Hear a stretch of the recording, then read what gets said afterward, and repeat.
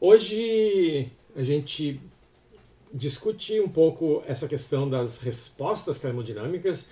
Elas apareceram já em diferentes momentos aqui nas nossas aulas, tá? Mas hoje a gente vai fazer uma discussão um pouco mais detalhada sobre elas. Então, a gente chama de resposta exatamente o que a palavra significa. É uma reação. A gente incomoda o sistema, a gente perturba o sistema e ele, de alguma maneira, ele reage. A reação pode ser maior ou menor, dependendo da natureza desse sistema, ou seja, ele pode responder de forma mais ou menos intensa a essa perturbação. Tá?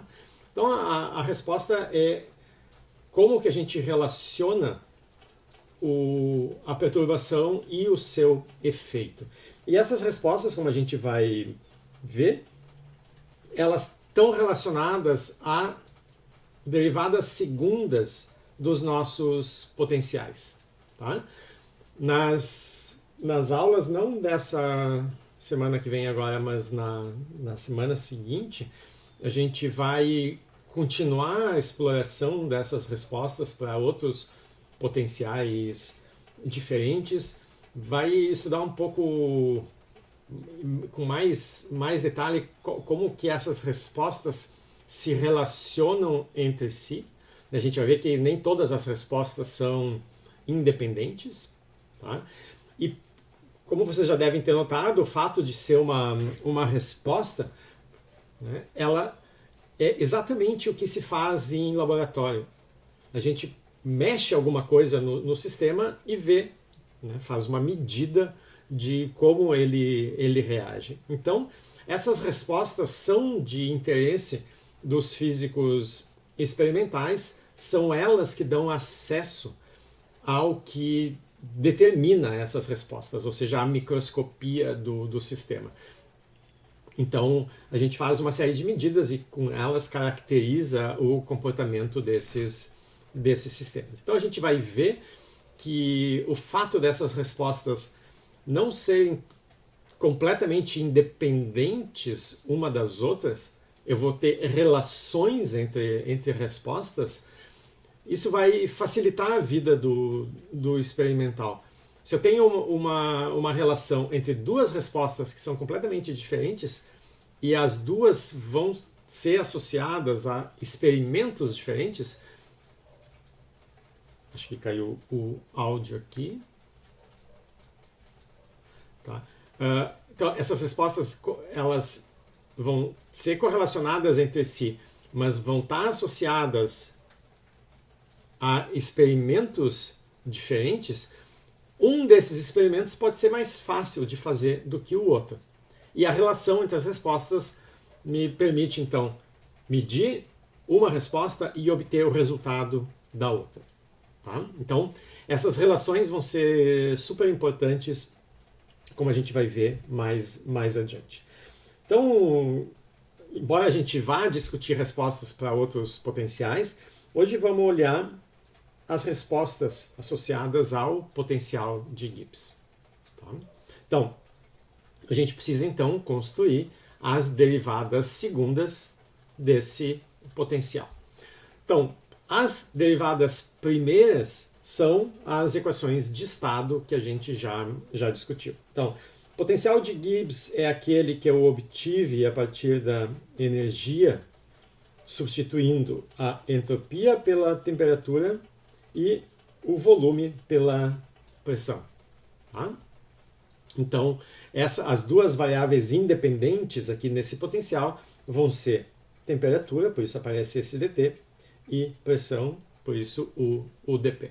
Então, quando a gente calcula todas as possíveis causas das variações no potencial, elas podem vir, né, tanto de dp quanto de dt, e os coeficientes que nos dão a importância relativa dessas duas contribuições, né, o menos S e o mais V, são as equações de estado.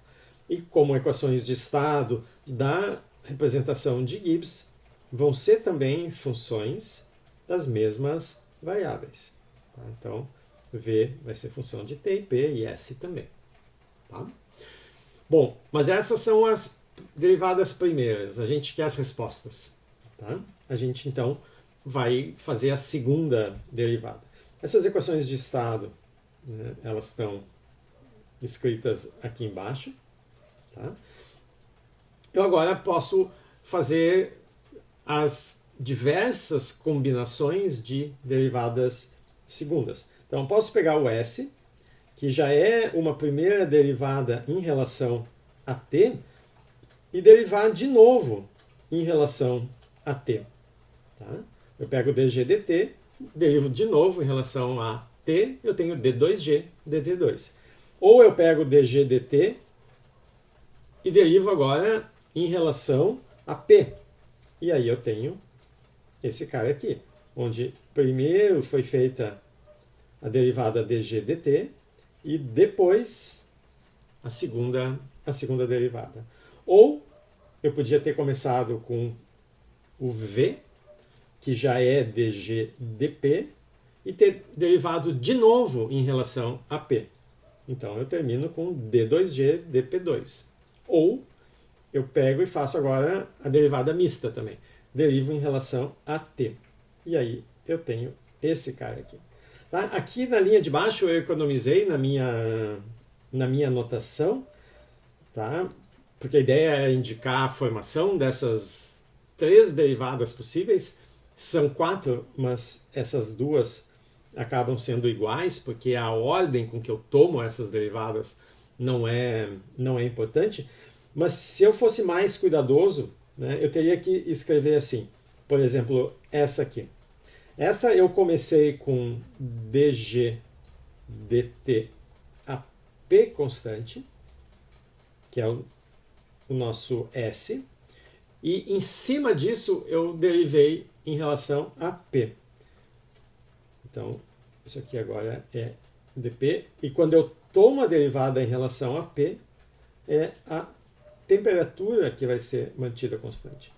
Então, na verdade, o que eu devia ter escrito é esse cara aqui, tomando o cuidado de sempre avisar qual é ou quais são as outras quantidades mantidas constantes quando eu faço a derivada. Quando a gente está trabalhando com um determinado potencial e faz a derivada em relação a uma das variáveis, é meio natural, nesse caso específico, que as outras variáveis sejam mantidas constantes. Então, todas essas derivadas que eu botei aqui, quando elas são em relação a t, é o p mantido constante. Quando elas são em relação a p, é o t que é mantido constante. Mas não precisa ser só assim. Eu não estou limitado a isso. Eu posso fazer a derivada dessa função aqui, mantendo constante alguma outra quantidade que é relevante para o que eu estou fazendo. Sei lá, eu estou fazendo um experimento que não tem nem calor nem trabalho, a energia é constante. Então eu posso fazer uma derivada da g em relação a t, mantendo constante a energia. Posso, né? Ou mantendo constante alguma outra coisa qualquer. Tá bem? Então, não é sempre óbvio qual é a variável a ser mantida constante. Por isso, é fundamental a gente sempre explicitar. Tá? Claro que se eu estou fazendo uma conta longa, eu posso, em algumas linhas ali, não explicitar, porque na primeira linha eu já deixei explícito. Mas se a gente manipular essas derivadas como a gente vai fazer, e não manter controle sobre quem está sendo mantido constante aqui, a gente se perde e erra. Tá? Batata. Muito fácil. Tá bem? Então, a partir do potencial de Gibbs, que tem essas 2 derivadas primeiras, a gente constrói 4 derivadas segundas. Tá? Dessas 4, a gente viu que somente 3 são independentes. O que a gente vai fazer agora é justamente discutir com mais detalhe as características ou que propriedades físicas estão associadas a essas 3 respostas. Tá? Então, em resumo, o que a gente fez? A gente pegou um potencial termodinâmico e calculou as derivadas segundas desse potencial. A gente vai poder repetir isso com outros potenciais. Tá? Qualquer um deles a gente pode construir inúmeras respostas possíveis, inúmeras derivadas segundas desses potenciais. Aqui a gente está discutindo especificamente o potencial de Gibbs. Tá? Então, o que a gente vai agora discutir é por que chamar essas derivadas segundas justamente como respostas. Tá? Como é que elas relacionam esses efeitos das perturbações nos sistemas. Vamos começar, então, pela derivada mista. Tá? Então, não importa se a gente pega d2g, dt, dp ou dp, dt, a ordem não é importante para o resultado final. Tá? Então, vamos pegar nessa ordem aqui. Dessa expressão aqui, né, o dg dp é o volume. Então, essa é a primeira derivada. Em cima dessa, eu vou fazer a segunda derivada. Tá? Então, a primeira derivada é o dg dp aqui, e a segunda derivada é em relação a t. Então, a segunda derivada está aqui, e eu botei o resultado da primeira derivada aqui, é o v. Tá? Essa segunda derivada aqui do volume em relação à temperatura, ela é feita mantendo constante a outra variável, que é a pressão. Então, apesar de estar escrita como uma derivada primeira, não esqueçam que isso é uma derivada segunda, porque quando a gente fala em derivada segunda, é em relação ao potencial. Tá? Então, as derivadas segundas dos potenciais é que são respostas. Tá? Então, essa derivada aqui, dv/dt, é uma derivada primeira do volume, mas é uma derivada segunda do potencial de Gibbs.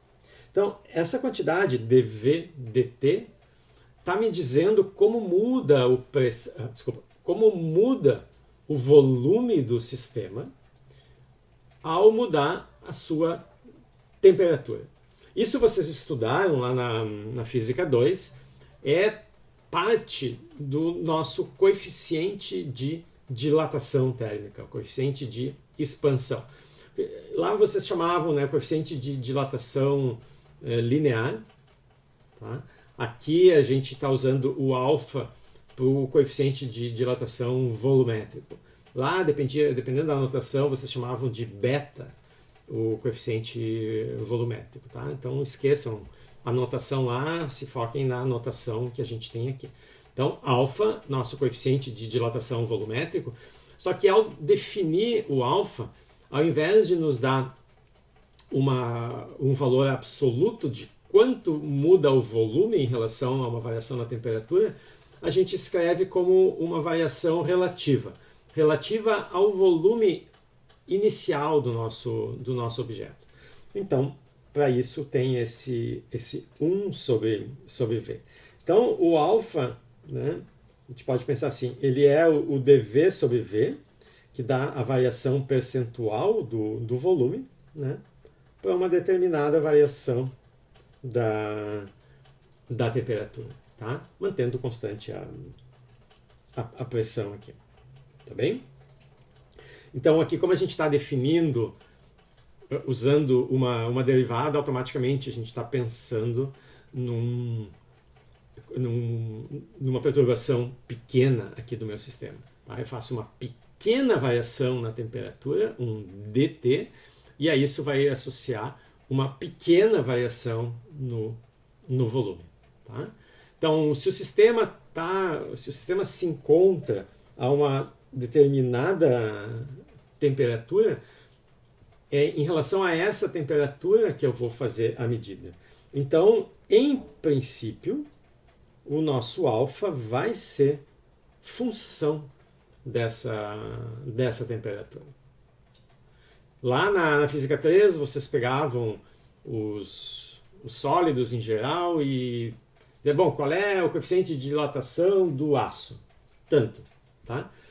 E lá, dificilmente a gente se perguntava, tá, mas para qual temperatura isso vale, porque muda, tá? Então lá, como a ideia era manter a situação mais simples possível, a gente dizia, bom, vamos pegar um intervalo de temperaturas onde o coeficiente não muda e é um intervalo bastante frequente, bastante comum, tá, vamos usar esse, nos nossos problemas que envolverem aço, a gente usa esse coeficiente. Vamos esquecer a variação ou a dependência do alfa com a temperatura, mas tem, tá? Em princípio, depende explicitamente da temperatura. Quando a gente souber, né, qual é o nosso sistema de trabalho, a gente vai saber qual é a função G. Vamos derivar uma vez para achar o volume, duas vezes para achar o alfa, e aí o T, que é uma das variáveis lá do nosso potencial, se ele sobreviver a duas derivadas, porque às vezes não sobrevive, né, dependendo da forma funcional, se a temperatura sobreviver às duas derivadas, o nosso alfa vai depender da temperatura. Tá? Então aqui tem duas aplicações da dilatação térmica. Uma delas é para fazer essas chaves de liga e desliga em alguns equipamentos, simplesmente colando aqui dois metais que têm alfas diferentes. Tá? Então o coeficiente de dilatação do latão é maior do que, né, vou botar aqui, o coeficiente de dilatação do latão é maior do que o coeficiente de dilatação do aço. Então, como eles estão juntos, eles vão sofrer a mesma variação de temperatura, o mesmo ΔT. Tá? Se for pequena, o mesmo dt. Como o alfa do latão é maior, o novo volume ou o novo comprimento, se for uma dilatação linear, do latão é maior, mas eles estão colados. Então, para manter o vínculo aqui de que a ponta permanece colada, o objeto se curva. Tá? Então ele se curva para baixo aqui quando a gente aumenta a temperatura, e quando vai para o outro lado, diminui a temperatura, o latão encolhe mais rápido e ele curva aqui para o outro lado. Isso permite, por exemplo, que a gente tenha uma chave elétrica, né? Então, quando está na temperatura em que pode funcionar o sistema, esse contato está fechado. Se a temperatura aumentar ou diminuir demais, vamos botar a chave do lado de cá, né? Então, se a temperatura aumentar demais, ele se afasta, a chave vai ficar aqui, abre o contato e a máquina desliga. Tá? Então, isso aqui é um método simples, mecânico, né? Não tem peças móveis aqui, de botar um termostato que desliga na hora, né, se eu chegar numa temperatura crítica aqui para o meu material. Um outro exemplo é o termômetro. Vocês normalmente veem lá na Física 2 esse termômetro aqui, que é o termômetro de dilatação, onde eu tenho um líquido, né, normalmente um líquido metálico, dentro aqui de um tubo muito fino, um capilar de vidro, e quando dilata ele vai subindo aqui. O nosso tubo de vidro ele já foi calibrado, ele já foi graduado, já foram desenhados aqui os valores dos graus, então ele funciona como termômetro. Esse é o termômetro usual. Esse aqui é um termômetro que nem todo mundo conhece, é o termômetro de cozinha, que a gente pendura dentro do forno, né? Quem faz pão usa muito. A gente pendura dentro do forno para saber se a temperatura já atingiu a temperatura adequada. Ou para estudar o forno. Será que o meu forno é a mesma coisa se eu coloco o pão no fundo, na frente, do lado direito, do lado esquerdo? Posso assar dois pães ao mesmo tempo? No meu forno não dá, porque a temperatura dos lados ela é um pouco menor do que no meio. Tá? Então esses termômetros aqui são baratinhos, a gente compra e pendura, né? Ele tem um ganchinho, pendura na grade ali. E como é que ele funciona?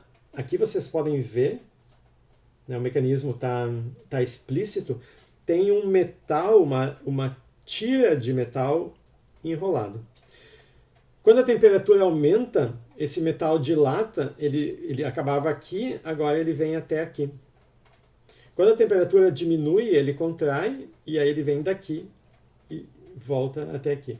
E aí o ponteiro, né, o ponteiro está aqui, ele acompanha esse giro que é essa mola, né, uma mola de tipo uma mola de torção, né, ele acompanha a ponta aqui dessa fita e, de novo, a gente precisa calibrar. Então, monta o termômetro e aí usa um outro termômetro ou algum ponto de algum sistema com estados de referência. A gente calibrava esses termômetros aqui usando o ponto de gelo, o ponto de vapor da água, então a gente sabia onde era o 0 e onde é o 100. E esses termômetros aqui, em geral, eles são mais restritos, né? Então, esse aqui, ele vai só até 30 Celsius, ele deve ir de menos 30 até 30. Esse aqui é um termômetro de geladeira, tá? Os de forno, eles vão normalmente de 50 a 270, não muito mais do que isso. Tá? Mas o princípio é o mesmo. Uma fita que enrola ou desenrola em função da temperatura. Esse aqui é legal porque a mola está explícita, né? Normalmente ela fica por baixo e a gente não enxerga o mecanismo, parece uma coisa meio mágica, assim. Bom, então... desculpa, eu só esqueci de... Eu já ia passar para esse outro caso aqui, mas eu esqueci de comentar aqui o comportamento que pode ser não usual do coeficiente de dilatação. Então, normalmente, o que a gente espera? Que ao aquecer, ao receber calor, aumentar a temperatura, o volume do material ele dilata. Então, a gente normalmente espera esse alfa aqui seja uma quantidade positiva. Aí, um aumento na temperatura vai nos dar um aumento no volume. Tá? Se a gente pensa nas moléculas ali, imaginem um sólido e as moléculas, elas amarradas aqui, né? Existe uma força que mantém elas no lugar, a gente pode modelar essas forças como uma molinha, tá? Pela lei de Hooke. Pensando então que tem um mínimo de potencial, e aí um potencial tipo o meio de KX2 aqui. Bom, quando a gente dá calor e aumenta a temperatura, essas moléculas aqui elas vão se agitar mais, tá? E elas vão atingir um novo estado de equilíbrio, onde, já que elas têm mais energia, elas vão tentar, com mais vontade, se afastar uma das outras. E a mola tem que fazer mais força para segurar, para contrabalançar esse aumento na energia cinética. Então, a distância característica dessas moléculas acaba aumentando. Estou pensando num sólido aqui que tem uma repetição desse padrão, né, para os lados, para cima, para baixo. Então o sistema dilata. Esse é o comportamento usual. O coeficiente de expansão, o coeficiente de dilatação térmica, usualmente ele é positivo. Mas existem alguns materiais que apresentam, dentro de alguns intervalos de temperatura, um comportamento diferente do comportamento usual. Daí a gente chama de comportamento anômalo. O mais conhecido é a água. Então vocês sabem que a água, quando se a gente pega a água ela quente e começa a esfriar, essa água ela começa a se contrair, né? Então quando a gente esfria, contrai, quando esquenta, expande. Comportamento usual. A água normalmente tem o comportamento usual. Normalmente significa, para a maior parte das temperaturas, a água se expande quando aquecida. Tá? Comportamento usual. O comportamento anômalo da água, ele aparece num pequeno intervalo de temperatura, que vai do 0 Celsius aos 4 Celsius. Então é só nessa pequena faixa que o coeficiente muda. tá? Ele passa a ser negativo.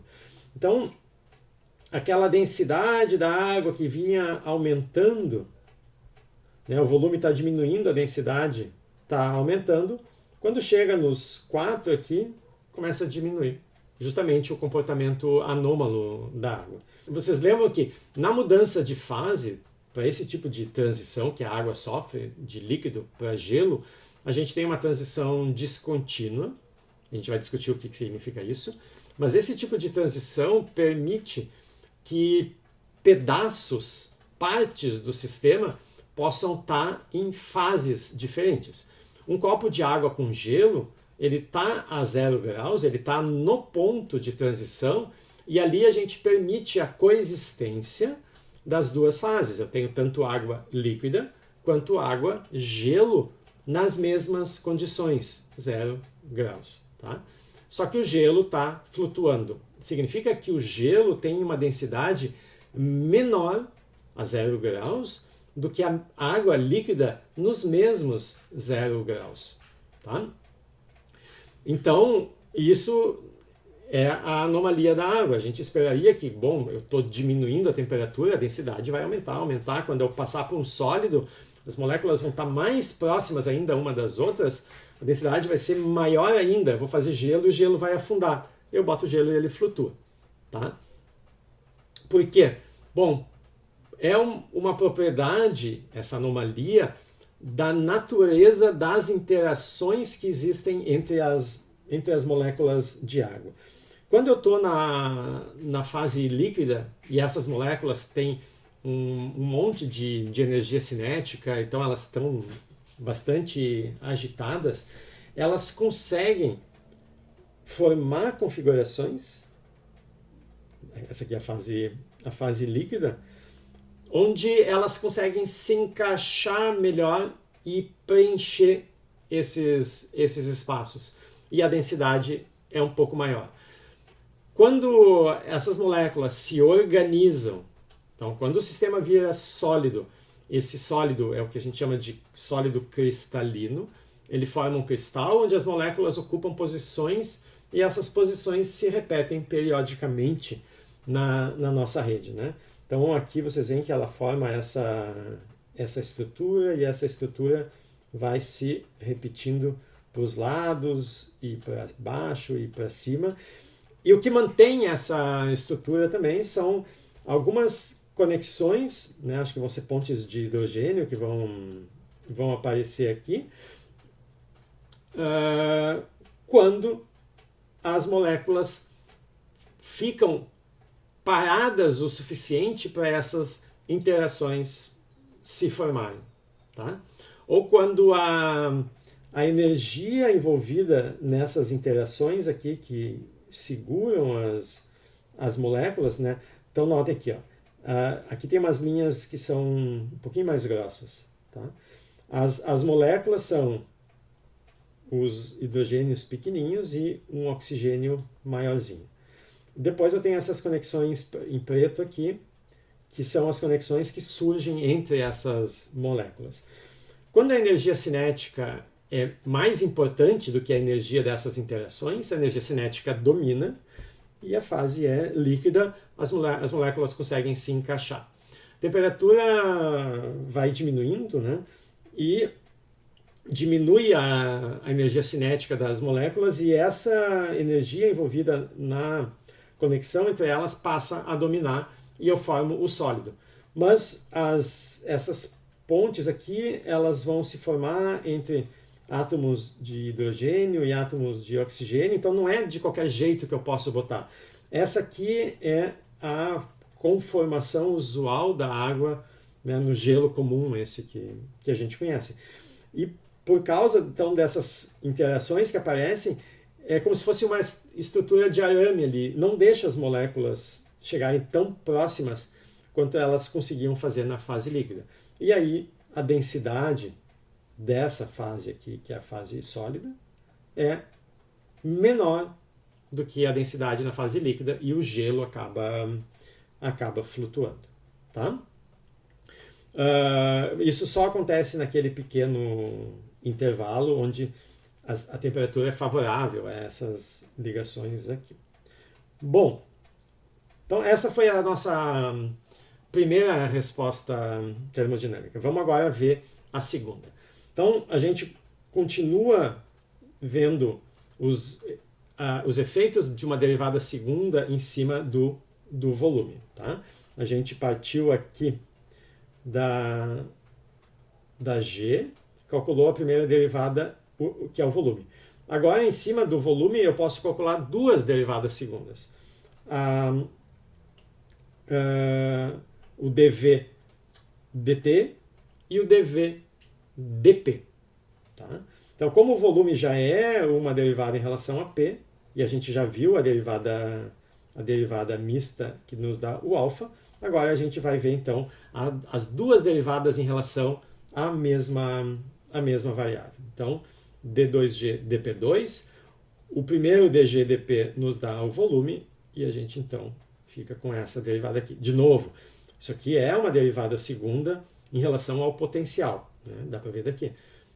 Se eu vou usar uma equação de estado, ela vai ser escrita como uma derivada primeira, mas não esqueçam que é sim uma derivada segunda.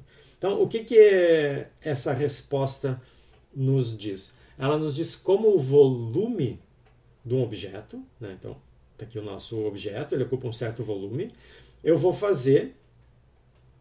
modificar a pressão exercida sobre esse objeto. E o volume pode mudar. Tá? Então aqui a gente vê que ao aplicar a pressão, o objeto encolheu. Então existe uma relação entre o volume e a pressão.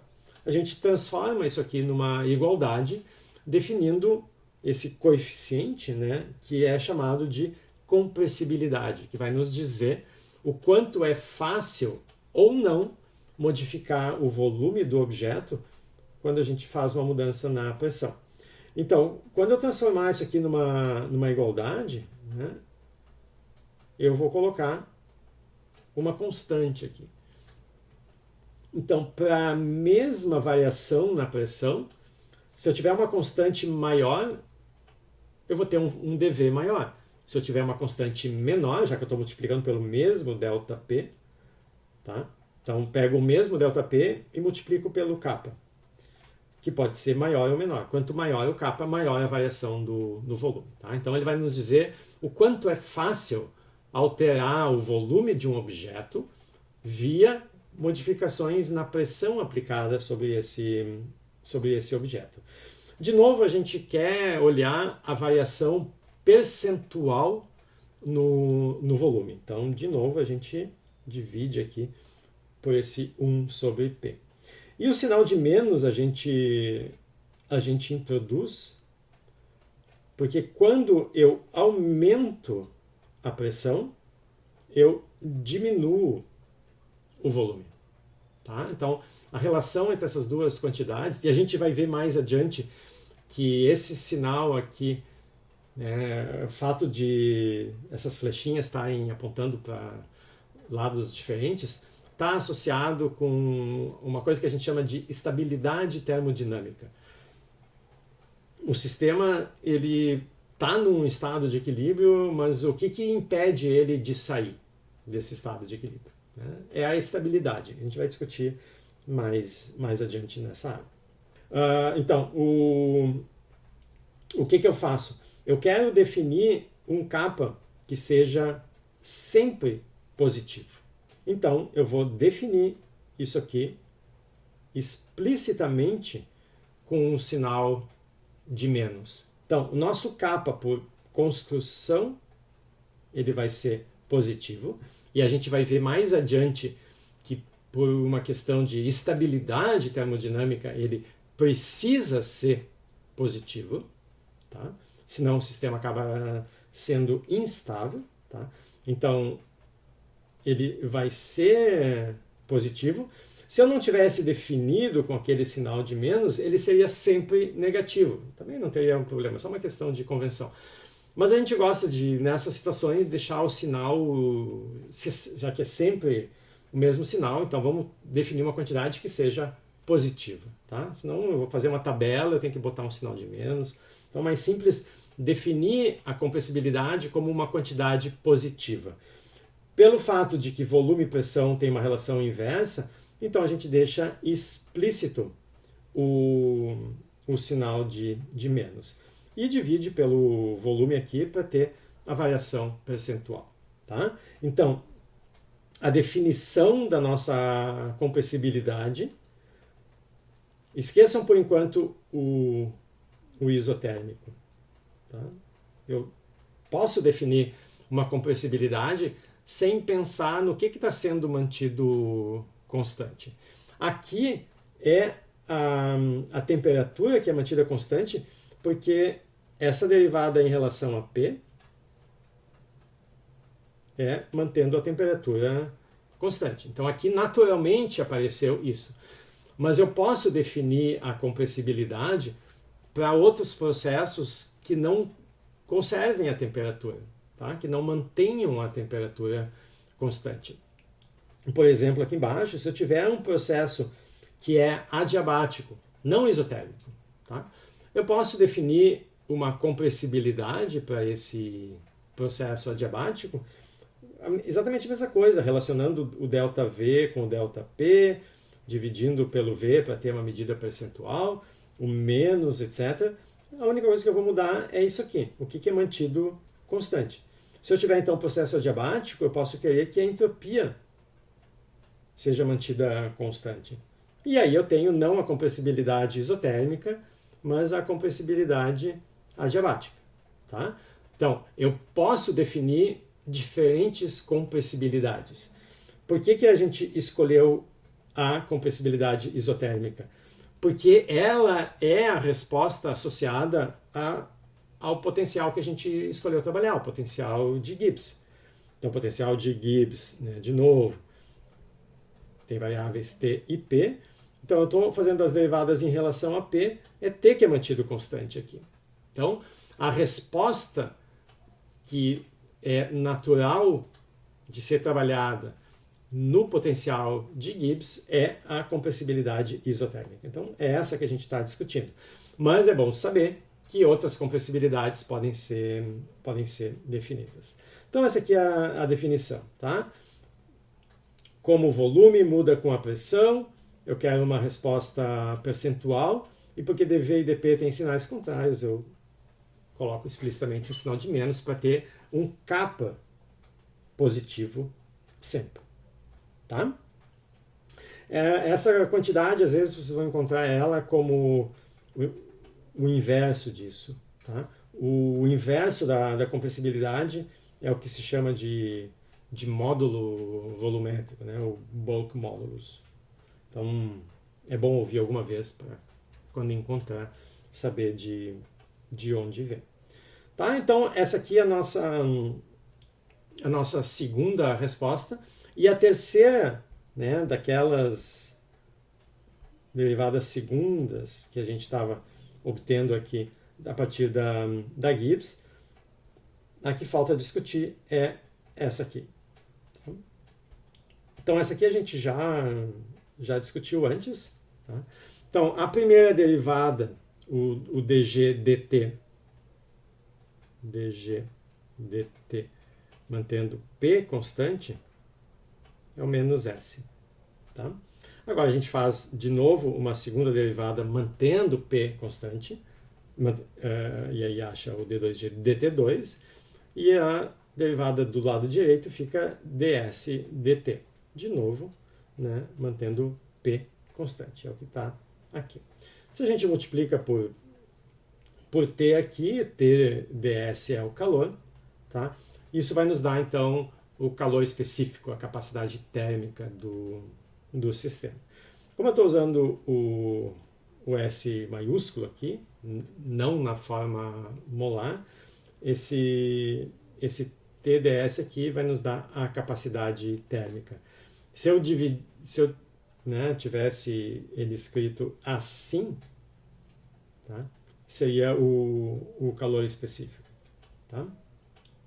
Então, a capacidade térmica ela é o número de mols vezes o calor específico. né? A gente está assumindo que o n aqui também é mantido constante. Eu posso passar dividindo aqui e esse S maiúsculo fica o S minúsculo. Então, para o calor específico, o C minúsculo, né, é o Szinho dt com P constante. Tá? Então é assim que estava lá no potencial de Gibbs, né, usando letras minúsculas. Então aqui também, como na compressibilidade, a gente está falando na capacidade térmica a pressão constante, porque é essa a condição imposta pelo potencial de Gibbs, né? Então saiu naturalmente ali das expressões que essa derivada é tomada a P constante. Então por isso saiu o CP. Mas eu posso definir ds dt não sempre para P constante. A outra forma interessante é quando o volume é constante. Tá? E aí a gente tem então a capacidade térmica, o calor específico molar, a volume constante. Tá? Qual dos Cs sai da Gibbs? O CP. Todas essas respostas que a gente discutiu até agora, elas não são completamente independentes uma das outras. Tá? E um exemplo de relação entre elas a gente já tinha encontrado para o gás ideal. Mas essa expressão aqui ela é válida para o gás ideal, não para outros gases. A gente vai ver nos exemplos que a relação mais geral entre CP e CV envolve o alfa e o kappa, a compressibilidade isotérmica, o coeficiente de dilatação e a compressibilidade. Tá, então essa relação aqui, eu tenho 4 respostas envolvidas. Tá? Essa aqui nós vamos fazer como exemplo. Essa outra aqui, que relaciona os dois calores específicos e as duas compressibilidades que a gente mencionou, vocês vão ter um problema na lista lá para mostrar. Tá? Então, o que a gente fez até agora? A gente mostrou que associado a um potencial termodinâmico, se a gente calcula as derivadas segundas em relação às suas variáveis, eu tenho diversas respostas. Aqui nesse exemplo, então, a gente quer justamente calcular essas 3 respostas que foram introduzidas no caso do gás ideal monoatômico. Então, a gente tem que fazer as derivadas primeiras e segundas do potencial de Gibbs. Tá? O potencial de Gibbs para o gás ideal a gente já discutiu. Então, aparece temperatura aqui, aqui, aqui, e aparece pressão só aqui. Tá? Então, a gente tem que calcular a derivada em relação a T, e depois em relação a P, e em relação a T de novo. Ou em relação a P, e depois em relação a P novamente. Então, vamos começar pelas derivadas primeiras aqui. Então, a primeira derivada da G em relação à temperatura me dá a equação de estado S. Então, a derivada desse cara aqui, né, lembra, eu tenho esse menos, então todos os termos vão trocar de sinal. Então, a derivada desse cara é só o G0 sobre T0. Depois eu tenho a derivada desse segundo termo, onde tem temperatura aqui e aqui. Quando eu derivo em relação a essa temperatura, sobrevive o R e o logaritmo. O R e o logaritmo mais esse sinal de menos. Tá? Então, esse último termo aqui veio da derivada da segunda parte. Desculpa, a derivada desse T. Mas, agora eu tenho RT vezes a derivada desse logaritmo. O que eu faço para derivar esse logaritmo? Eu tenho produtos e divisões aqui. Eu abro. Tá? Então isso aqui vai ser o logaritmo, vamos escrever aqui embaixo, vai ser o logaritmo de t na menos 5 meios mais o logaritmo de p menos o logaritmo de t0 na menos 5 meios, tá? Menos o logaritmo de P0. Mas a derivada é em relação a t. Esses caras aqui não tem t. Então eles somem. E esse menos 5 meios eu posso descer ele aqui. E aí eu tenho que fazer simplesmente a derivada do logaritmo de t. Em relação a t é 1 sobre t. Tá? Aí esse 1 sobre t vai cancelar com esse cara aqui. E só me sobra o menos 5 meios. Com o menos aqui fica mais 5 meios. E o r que já estava. Tá? Então a derivada do logaritmo é a que me dá o termo mais simples aqui. Tá? Então fiz a derivada em relação à temperatura. Onde é que sobreviveu a temperatura? Né? Antes a gente tinha em 3 lugares, só sobrou aqui. E agora eu vou calcular uma segunda derivada em relação à temperatura. Tá? Bom, vou usar a mesma coisa. Né? Bom, esses caras são constantes, a derivada desaparece. E eu tenho só o menos r logaritmo, e aí só me interessa esse pedaço aqui. Tá? Então, de novo, vai aparecer os 5 meios, derivada do logaritmo de t, que é 1 sobre t. Mas na definição do CP a gente multiplica pelo t. Então essa derivada que saiu do logaritmo, o 1 sobre t, desaparece. Só sobra os 5 meios e aquele r que a gente estava mantendo aqui. Tá? Então, fazendo as duas derivadas, a gente acha o CP, 5 meios de r, que é o CP do gás ideal que a gente já conhecia. Tá? Então, o truque para levar para casa aqui é esse aqui de abrir o logaritmo. Tá? E não fazer, a derivada de um logaritmo é 1 sobre o argumento do logaritmo. Aí vocês escrevem tudo aquilo lá.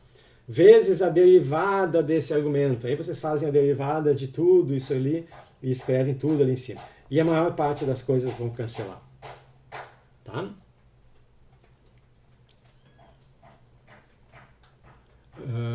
Me apareceu que eu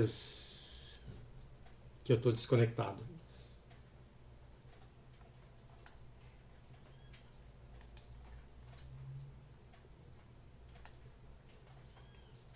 Acho que eu estou desconectado.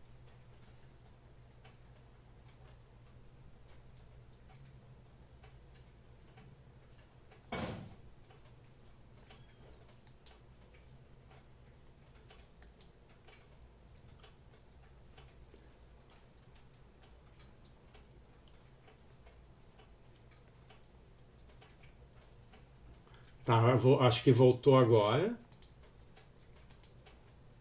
Tá, essas mensagens que vocês mandaram só agora me apareceu. Tá. Então vamos... Bom, então eu não sei onde é que vocês me perderam aqui. Então, de qualquer maneira, a minha gravação é local, tá? Então a gravação sempre vai sair direitinho, não tem... Eu só tiro esses comentários aqui depois do meio. Então, na segunda derivada começou a cortar. Tá, então, retomando. Tá? Fizemos a primeira derivada desses 3 t's que apareciam aqui. Sobreviveu só esse cara. Tá? Então, isso aí é o S. Agora, eu tenho que derivar de novo em relação a t. É isso aqui. Tá? Então... O que é o meu dt? Esses termos aqui, eles não contam, não tem temperatura. E a única coisa que vai contar daquele termo, né, eu tenho menos r logaritmo de t na menos 5 meios. Só isso que eu preciso guardar. Porque os outros termos, eu posso escrever... abrir o logaritmo de um produto e de divisões como somas e subtrações. Tá? E aí esses termos que vão estar somados ou subtraídos, eles não têm a temperatura, eles cortam. O único que vai sobreviver à derivada é esse que eu escrevi. Tá? Aí, esse menos 5 meios desce aqui para frente, então os 5 meios de R sai, 5 meios de R, e aparece a derivada do logaritmo de t, que é 1 sobre t. Só que na hora de definir o CP aqui, eu tenho que multiplicar por t. E aí esse t aqui vai cancelar com esse t aqui. Só me sobra, então, os 5 meios de R, que é o CP, que a gente já conhece para um gás ideal. Tá? Então,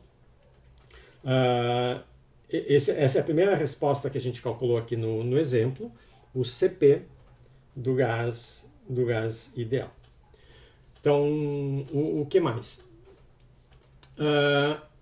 Tá, e notem que o CP, quando a gente introduziu as derivadas, era a única derivada que a gente fazia a partir do S.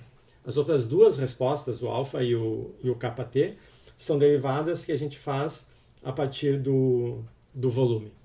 Tá?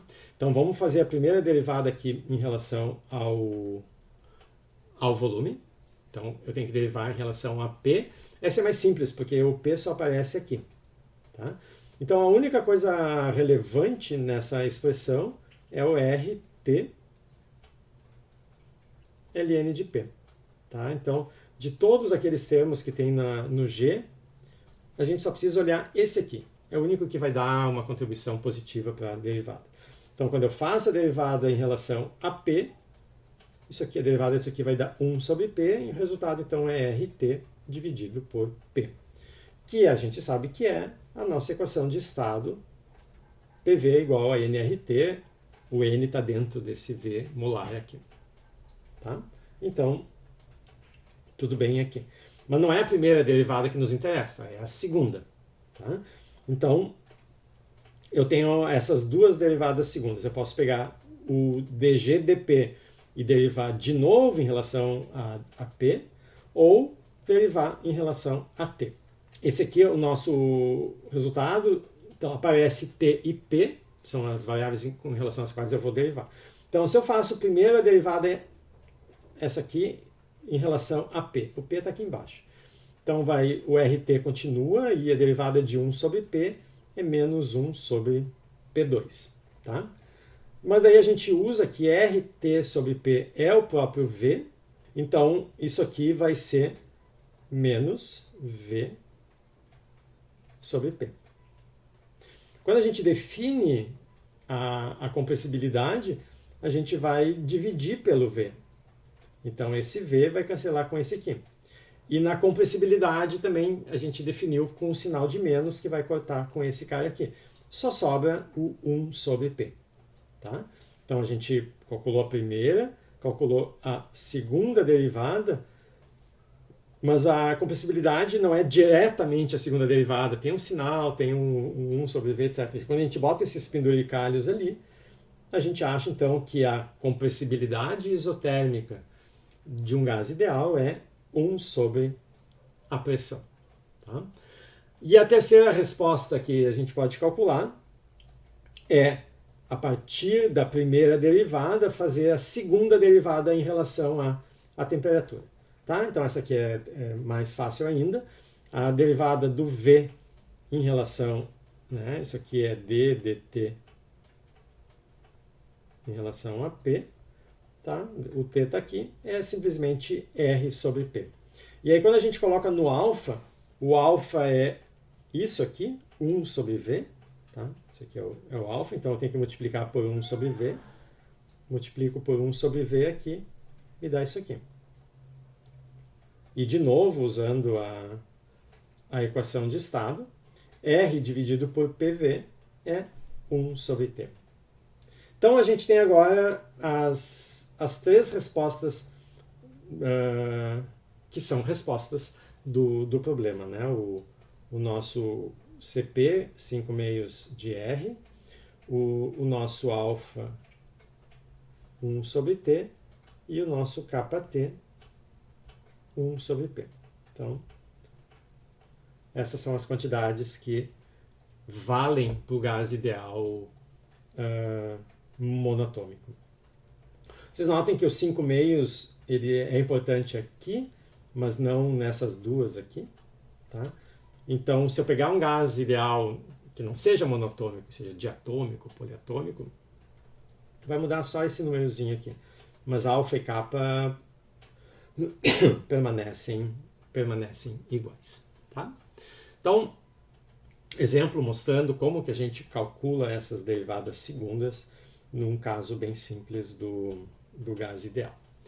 E agora um exemplo um pouquinho mais complicado. O objetivo desse exemplo é, além de mostrar essa relação, que a gente vai usar bastante, tá? É mostrar alguns passos que vão ser, que a gente vai explorar muito nas próximas aulas, tá? Então, o que o problema quer que faça? Primeiro, mostrar essa relação aqui e, a partir dela, essa conexão entre CP e CV. Então, de onde a gente começa? Então, a primeira coisa que a gente nota é, eu tenho uma diferencial total aqui, tá? E essa diferencial está me dizendo que S é função de T e V. Tá? Diferencial ds foi dada aqui em termos de T e V. Então esse aqui é o nosso ponto de partida. Eu estou escrevendo a entropia na representação de Helmholtz, porque é na representação de Helmholtz que T e V são as variáveis independentes. Tá? A gente partiu de USV, trocou S pela temperatura, e o S passa a ser uma equação de estado. Tá? Então S aqui, o papel desse S aqui é como equação de estado da representação de Helmholtz. Quando a gente diferencia, então, essa função genericamente, né, sem saber nada, então aparece o dt e o dv, e os coeficientes, então, são ds dt a v constante, ds dv a t constante. Então esse aqui é, na verdade, o nosso ponto de partida. Né? A gente vai ter um t aqui, um t aqui, um t aqui, para ter isso aqui. Tá? Então eu já tenho o TDS, eu já tenho o dt e o dv. O que eu preciso mostrar é que esse cara é o CV, e é o CV, né? Porque se a gente volta lá para a introdução do CP, a gente vê que o C ele é TDS dt. Aqui é o CP, porque é P constante, no nosso caso lá é o CV, tá? Porque é o volume que é mantido constante. Então esse primeiro termo aqui já está pronto. O que a gente precisa mesmo fazer é trabalhar um pouquinho com esse segundo termo, segundo coeficiente, para mostrar que ele vai ser igual a alfa t sobre kappa t. Tá? Bom, aí, aqui que entram esses passos que vão ser muito usados nas próximas aulas. Tá? Bom, a primeira coisa que eu faço, né, então, eu só preciso me livrar dessa derivada, e para a gente se livrar desse S que aparece aqui, tá? Notem, a gente precisa introduzir alfa e kappa. Vamos voltar lá nas definições. O kappa envolve P, V e T. O alfa envolve P, V e T. Então, são essas variáveis que precisam aparecer aqui no meu problema e não S. Né? Eu tenho que me livrar desse S, porque essas quantidades que eu preciso introduzir, o S não aparece aqui. Então, uma maneira de fazer sumir esse S é usando o que se chama de relação de Maxwell. A gente vai ter 2 ou 3 aulas, 2 pelo menos, exclusivamente para discutir as relações de Maxwell, tá? Mas, porque são muitas. Mas as relações de Maxwell são algo bem simples, que vocês já sabem o que são. Não conheciam pelo nome, mas vocês já sabem o que são. Peguem qualquer potencial, tá? Aqui, como no nosso problema apareceu o potencial de Helmholtz, é ele que a gente vai considerar. Mas vale para qualquer potencial. Então, na diferencial desse potencial, né, aparecem aqui as suas variáveis e aparecem as derivadas primeiras. Pela condição de compatibilidade dessas derivadas primeiras, eu sei que o menos S, se eu derivar em relação a V, mantendo t constante, tem que ser igual ao menos P derivado em relação a t. Então, estou pegando a derivada segunda e estou fazendo as duas formas possíveis da derivada segunda, invertendo a ordem delas. E isso tem que ser igual, tá? Como tem menos nas duas, o menos não é importante, então a condição de consistência que me diz que o ds dv a t constante tem que ser igual ao dp dt a t constante. Desculpa, a v constante, tá? Que é o que eu escrevi aqui. Isso é uma relação de Maxwell. As relações de Maxwell simplesmente são as relações que devem ser obedecidas para que as derivadas segundas sejam compatíveis, tá? É só igualar as derivadas mistas, é só isso. Quando eu faço, então, quando eu olho a relação de Maxwell que vai sair aqui da representação na qual a gente está trabalhando, é ela que me permite eliminar esse ds dv a t constante, porque ds dv a t constante vai ser o dp dt a v constante. Eliminei o s, tá? Primeira dificuldade já foi. Então, esse nosso t ds igual ao cv dt, já botei aqui, mais o t que eu multipliquei, e no lugar do ds dv, eu coloquei o dp dt a v constante. Tá aqui. Tá? Então a gente já avançou um pouco mais. Mas, de novo, eu tenho tanto o alfa quanto a compressibilidade, essas duas quantidades, esses dois coeficientes, são respostas que eu perturbo o sistema e vejo como muda o volume. Tá? Então, o meu volume não pode aparecer como constante aqui. Tá? Quando eu faço dp, dv dp, ou dp dv tanto faz, né?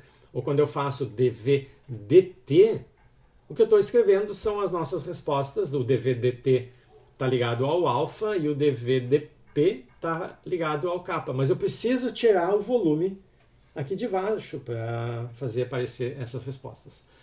Aí entra aquela propriedade das derivadas parciais que a gente demonstrou há algumas aulas e usou, eu acho que usou na aula passada, não me lembro mais, tá? Que é a seguinte: a gente pode eliminar esse v, pode fazer ele ir para dentro da derivada por essa propriedade. Então, o dp dt a v constante é igual a isso aqui. Tá? Sem o t estar fora aqui. Então, essa quantidade que é mantida constante vem aqui para os denominadores, dv, dv. O dt vem para cá e o dp vem para cá.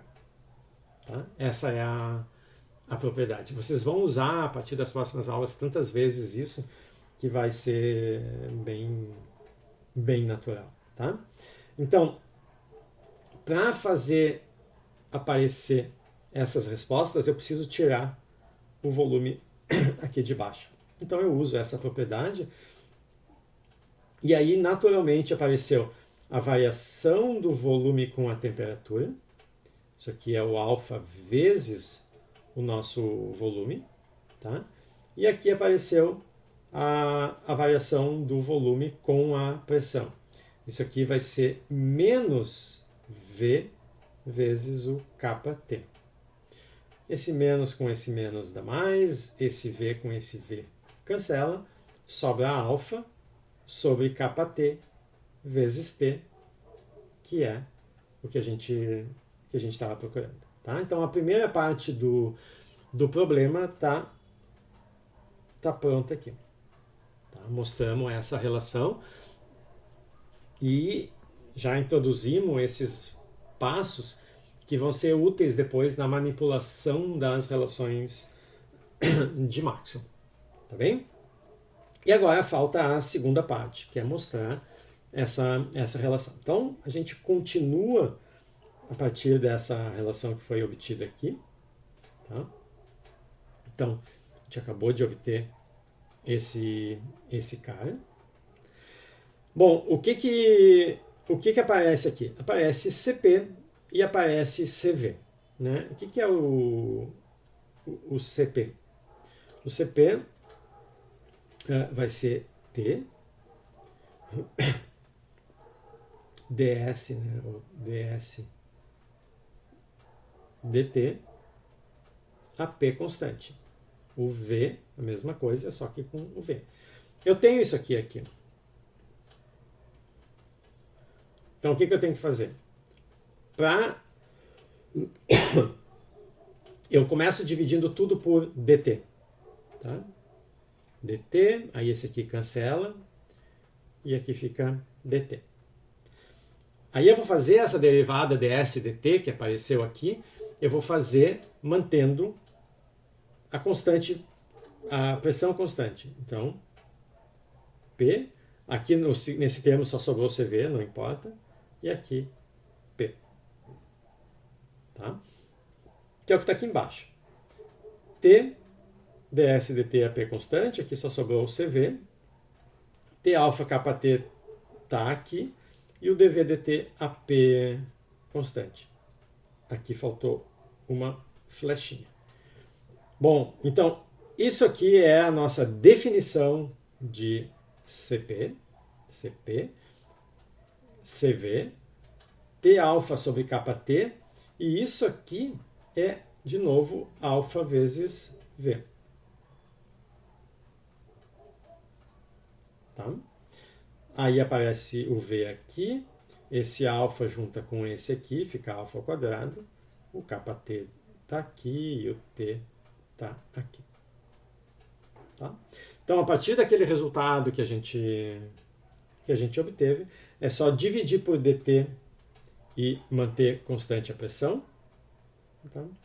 E identificar as definições dessas respostas que a gente chega nessa relação. Então, essa relação é uma generalização daquele resultado obtido por gás ideal, que a gente já vai obter de novo, tá? E ela é importante porque aquilo que eu falei mais para o início da aula, que nem todas as condições experimentais são igualmente fáceis. Um gás eu consigo controlar facilmente o volume dele, mas um sólido não. Se o sólido aumenta de temperatura e quiser dilatar, é muito difícil conter ou impedir esse aumento.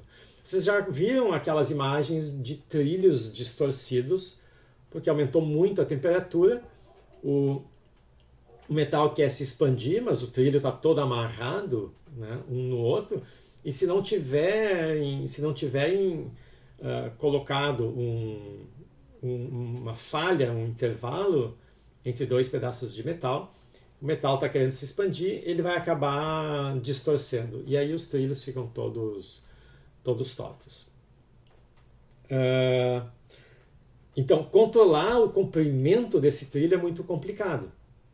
Então, fazer um experimento para medir CV não é muito simples para sólidos e líquidos. Por quê? Porque um experimento para medir CV tem que manter constante o V. Mas manter constante a pressão é muito mais fácil, porque a gente deixa a pressão constante e deixa o volume se ajustar como quiser. Basta que a pressão seja constante. Então, se eu puder medir o CP, tá? E se eu tiver essas outras coisas aqui, eu acho o CV. Não preciso medir o CV. Eu meço as outras coisas que são mais fáceis. Tá? Então essas relações associando diferentes respostas são importantes por causa disso. Elas permitem a gente procurar o objeto que a gente perdeu embaixo do poste que está com a luz ligada, e não lá no escuro, que é onde ele caiu. Tá? Então, no caso do gás ideal, a gente já tinha obtido, no outro exemplo, esses resultados, então a gente pode substituir aqui. Tá? Então eu tenho T vezes V, o alfa é 1 sobre T, então fica 1 sobre T quadrado, e o kT é 1 sobre P, então invertendo fica P. E aqui fica, corta esse T, sobra PV sobre T, mas PV sobre T é o próprio R. Tá? Então quando a gente substitui aqueles resultados para o gás ideal, a gente recai naquela relação que já foi trabalhada lá para o gás ideal. Essa expressão aqui, ela vale para qualquer sistema. A gente não fez nenhuma suposição sobre especificidades dos sistemas, tá? Então vale para todo mundo. Tá bem? Então, o objetivo desse último exemplo é introduzir esse resultado que vai ser útil, mas o que a gente queria mostrar nele eram aquelas operações, né? Usar as relações de Maxwell e as propriedades aqui das derivadas parciais, porque isso vai ser super importante na manipulação dessas quantidades, como a gente vai ver. Tá? Então a gente às vezes quer fazer um experimento, tem uma derivada segunda lá que reflete o nosso experimento, a gente vai discutir isso, e a gente vai ver que pode escrever esse nosso experimento em termos dessas respostas que foram introduzidas aqui. O alfa, o kappa e o CP. E essas quantidades vão ser tabeladas, inclusive. Né? Então, às vezes a gente bola um experimento, não precisa reproduzir, refazer o experimento, porque a propriedade que a gente quer medir vai poder ser escrita em termos de quantidades bem conhecidas. Tá? Então, se eu já tiver uma tabelinha com essas quantidades, não preciso refazer o experimento. Posso até fazer para verificar que a termodinâmica está correta, mas ela está. Tá bem? Então, isso tudo a gente vai discutir. Tá bem? Então, aqui tem algumas técnicas que a gente só introduziu e ilustrou aqui, mas a gente vai ver com bastante mais detalhe. E a gente discutiu as respostas que são introduzidas a partir do potencial de Gibbs. E essas respostas vão ter um papel importante nas próximas aulas. Tá bem? Deixa eu voltar para o que eu esqueci de falar. Vocês estudaram lá na Física 2 quando estavam estudando ondas e som, vocês estudaram a velocidade do som. Tá? E a equação que permite calcular a velocidade do som, ela usa esse módulo volumétrico aqui. Ou seja, essencialmente naquela fórmula entra a compressibilidade. Só que lá não é a compressibilidade isotérmica, porque o primeiro cálculo que foi feito para obter a velocidade do som foi considerar aquela sucessão de compressões e descompressões que acontece na onda sonora como um processo isotérmico. Tá? Bom, está acontecendo aqui nessa sala, a temperatura aqui está sendo mantida constante, então vou considerar o processo como isotérmico. Então, se a gente usar naquela fórmula a compressibilidade isotérmica, dá errado. Tá? A gente não chega nem a 300 metros por segundo para o som. O erro é justamente considerar como um processo isotérmico a propagação do som. Porque essa criação de zonas de maior e menor pressão, né? O som é uma onda longitudinal. Então é como uma mola que ao invés de levantar para cima e para baixo, eu empurro a mola na direção do seu comprimento. Então, uma onda ao longo do comprimento, uma onda longitudinal. Então, nessa mola, a gente consegue visualizar, ela vai se apertando, se esticando, se apertando, se esticando, tá? E vai, aquele pulso se propaga. Com o som acontece a mesma coisa. As moléculas de ar vão oscilando nas suas posições ali, e regiões com uma pressão mais alta acabam se expandindo, aumentando as pressões aqui dos lados e diminuindo aqui no meio. Então, eu vou criando uma onda de pressão, descompressão, de compressão, descompressão, que também se propaga ao longo, né, da direção de movimento, da mesma maneira que na mola aquele pulso se propagava. Só que esse processo de compressão, descompressão, ele é um processo muito rápido. Não dá tempo daquela pequena região do gás trocar calor com as regiões que estão em volta. Então, até ela fazer isso, ela já descomprimiu ou comprimiu. Então, efetivamente, o processo de transmissão de ondas sonoras, né, essa sucessão de compressão, descompressão, compressão, descompressão, é um processo adiabático. Então, se no lugar da compressibilidade isotérmica a gente usa a compressibilidade adiabática, troco o T pelo S aqui, dá certo. Tá? Dá 340 alguma coisa a velocidade do som. Vocês devem ter visto isso lá na Física 2. Tá?